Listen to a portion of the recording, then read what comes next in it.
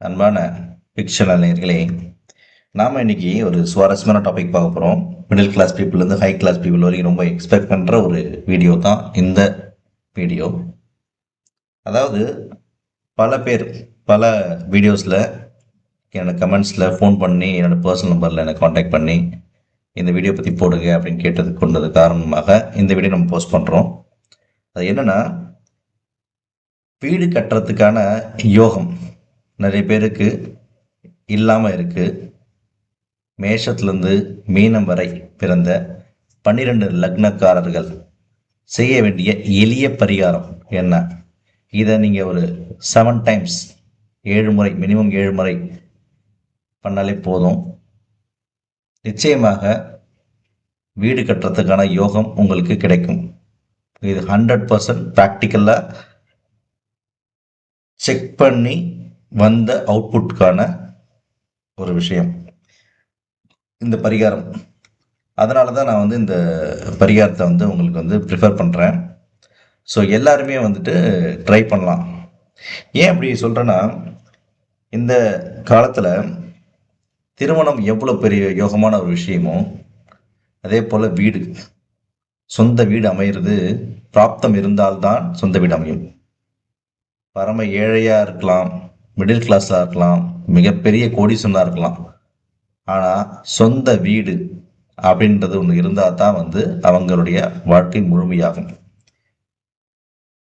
நம்ம பார்த்து உங்களுக்கே தெரியும், உங்களுடைய அன்றாட வாழ்க்கையிலே பார்த்தீங்கன்னா ரொம்ப ஏழையாக இருப்பாங்க, ஒன்றுமே இல்லாமல் இருப்பாங்க. ஆனால் ஒரு சின்ன வீடு, அவங்க லெவலுக்கு ஏற்ற மாதிரி ஒரு வீடு கட்டி சொந்த வீட்டில் இருப்பாங்க. மிகப்பெரிய கோடீஸ்வரனாக இருப்பாங்க, 100 கோடிக்கு அதிபதியாக இருப்பான்.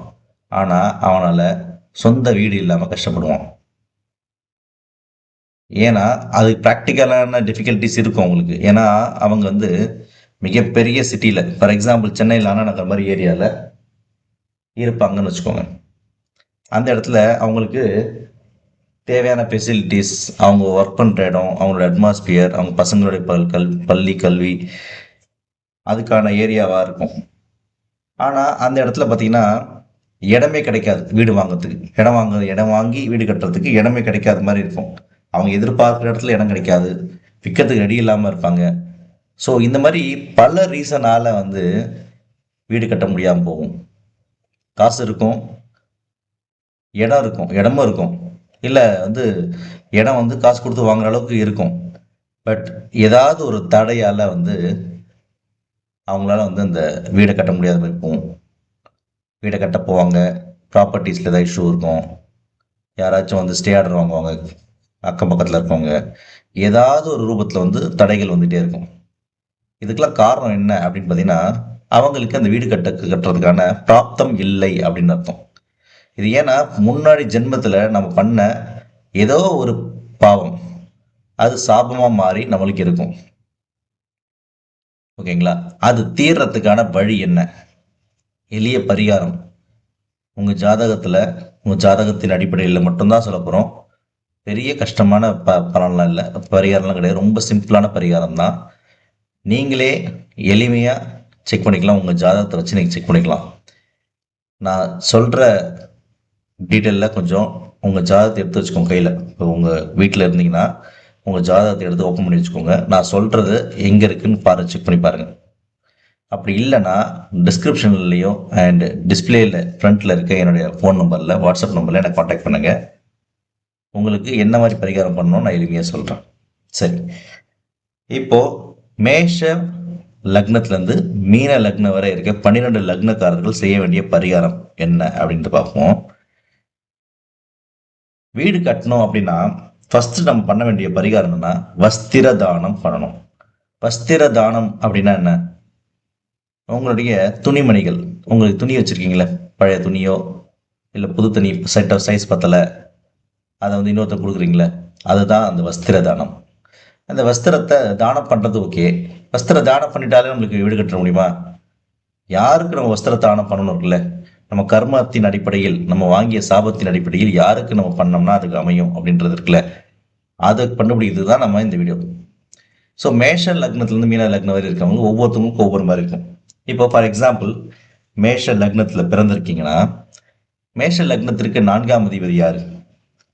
கடக வீடு சந்திரன்.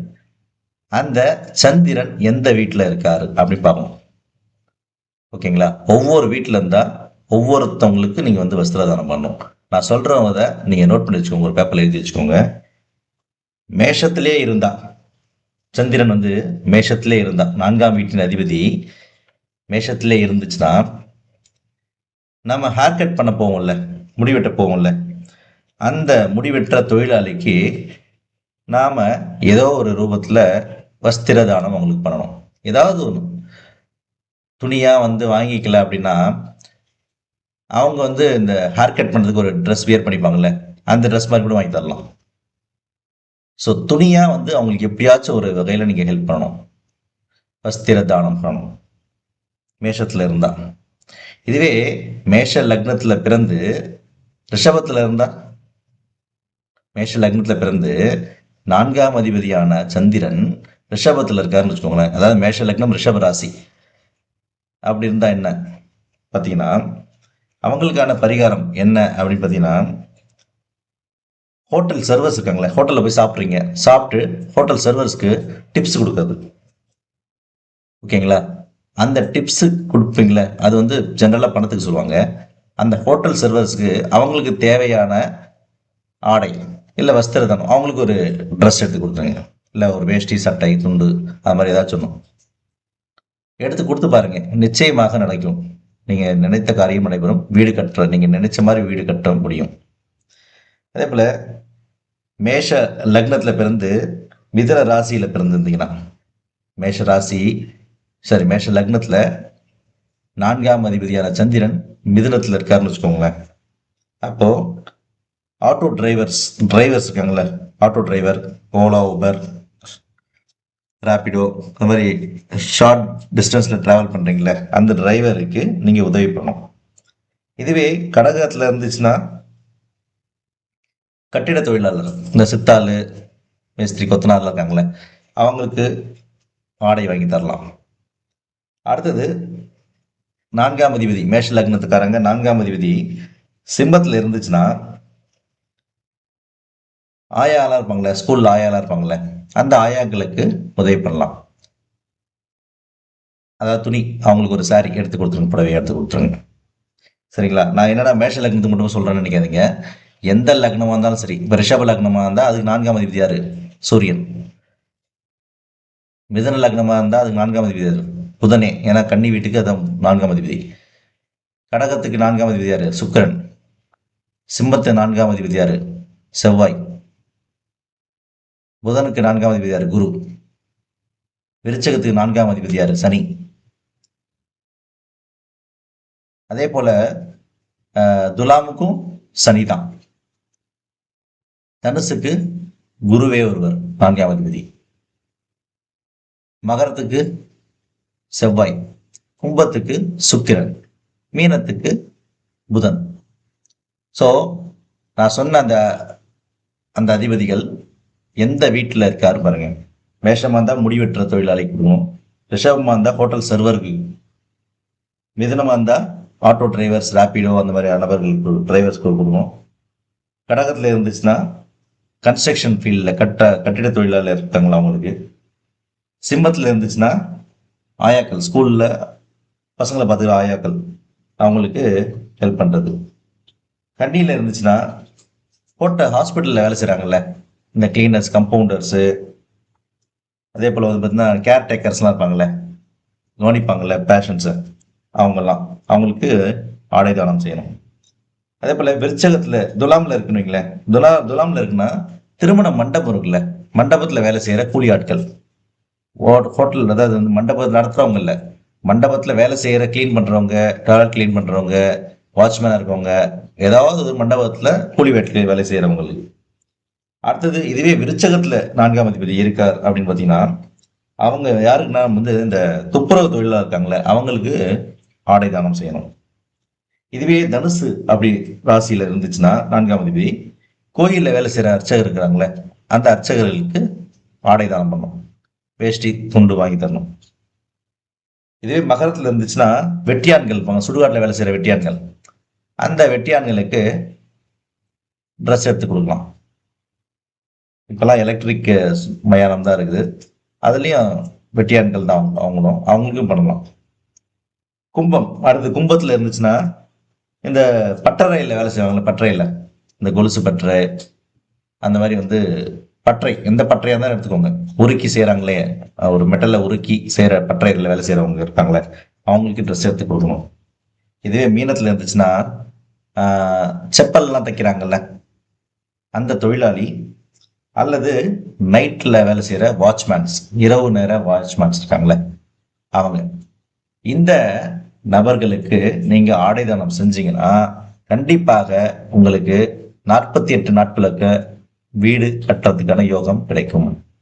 குறைஞ்சது ஒவ்வொரு டைமும் ஒவ்வொருத்தவங்களுக்கு பார்த்து ஒரு 7 பேருக்கு நீங்கள் பண்ணுங்க. சரிங்களா? அதாவது உங்களுடைய பழைய துணிமையும் கொடுக்கலாம், புதுசாக வாங்கியும் தரலாம், உங்களுக்கு வசதிக்கு ஏற்ப நீங்கள் வந்து பண்ணலாம். ஆனால் வஸ்திர தானம் செய்தால் மட்டுமே பழைய சாபம் நீங்கி அதுக்கான உங்களுக்கு பிராப்தம், வீடு கட்டுறதுக்கான பிராப்தம் கிடைக்கும். இல்லைனா நீங்கள் எத்தனை கோடி சேர்த்தாலும் சரி, நீங்கள் வீடு கட்டுறதுக்கான பிராப்தம் உங்களுக்கு கிடைக்கவே கிடைக்காது. இதுதான் ஒரே பரிகாரம். சரிங்களா? நான் சொல்கிற இந்த பரிகாரத்தை நீங்கள் வந்து ஒரு 7 பேருக்காச்சும் பண்ணுங்க, ஒரு 7 நாட்களுக்கு பண்ணுங்க. 48 நாட்களுக்குள் உங்களுக்கு வீடு கட்டுறதுக்கான வழி பிறக்கும். இது என்னையிலேருந்து ஸ்டார்ட் பண்ணலாம் அப்படின்னு பார்த்தீங்கன்னா, உங்கள் ஜென்ம நட்சத்திரத்துக்கு 4ஆம் நட்சத்திரம் அன்னையிலேருந்து ஸ்டார்ட் பண்ணுங்க. அன்னைக்கு முதல்ல ஸ்டார்ட் பண்ணுங்க. உதாரணத்துக்கு நீங்கள் அஸ்வினி நட்சத்திரம்னு வச்சுக்கோங்களேன். அஸ்வினிக்கு அப்புறம் 4ஆம் நட்சத்திரம் அஸ்வினி, பரணி, கார்த்திகை, ரோகிணி. ரோகிணி நட்சத்திரத்தை தேர்ந்தெடுங்க. அது ஆஸ்பிஷியஸ் டேவா எடுத்துட்டு ரோகிணி நட்சத்திரத்துலேருந்து ரோகிணி நட்சத்திரம் முதல் ஆளை கொடுங்க. அதுக்கப்புறம் நீங்கள் எப்பெல்லாம் ரோகிணி வருதோ அன்னைக்கு கொடுத்தா இன்னும் நல்லது. 7 ரோகிணி அன்னைக்கு கொடுத்துட்டீங்கன்னா ரொம்ப ரொம்ப யோகம். அது மாதிரி உதாரணத்துக்கு நீங்கள் ஆயில் நட்சத்திரம், ஆயில் நட்சத்திரம் 4ஆம் நட்சத்திரம் இது உத்திரம்.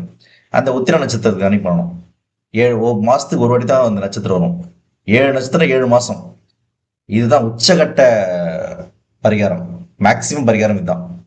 அந்த நட்சத்திரத்தில் 7 மாதம், அதான் 7 நட்சத்திரம், அந்த நட்சத்திரம் அல்ல 7 பேருக்கு ஒவ்வொருத்தவங்களும் ஒவ்வொரு நாட்களுக்கும் ஒவ்வொருத்தவங்களுக்கு உதவி பண்ணுங்க. 7 நாட்கள் பண்ணிட்டீங்கன்னா நிச்சயமாக நான் சொல்றேன், வீடு கட்டி தீரணும். அப்படி கட்டலைன்னா நான் சொல்றது ஒத்துக்கிறேன். ஆக்சுவலா கண்டிப்பாக இது நடக்கும். அதுல நான் எனக்கு 100-200% நம்பிக்கை இருக்கு. நிச்சயமாக நடைபெறும். அப்படி இல்லைன்னா கமெண்ட்ஸ்ல நீங்க எனக்கு கேள்வி கேட்கலாம்.